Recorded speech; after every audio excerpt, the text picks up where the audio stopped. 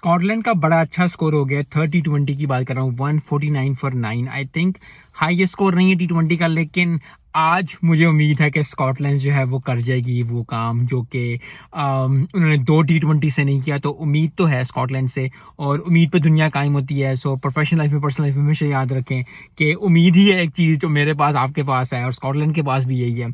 I think score अच्छा है T20 के लिहाज से। अगर वो बॉलिंग अच्छी कर लेते हैं, बॉलिंग उनकी उतनी नहीं चली, अगर बॉलिंग आज चल जाती है तो ऑस्ट्रेलिया को वक्ता पड़ जाएगा। लेकिन ऑस्ट्रेलिया बीइंग ऑस्ट्रेलिया आप कुछ भी नहीं कर सकते। They are so professional, they are so up to the mark के उनको हराना जो है वो एक साइकोलॉजिकल गेम के साथ फिटनेस की गेम तो है और वैसे भी गेम है लेकिन साइकोलॉजिकल बहुत ज़्यादा इफेक्ट आता है कि ऑस्ट्रेलिया के साथ खेल रहे हैं।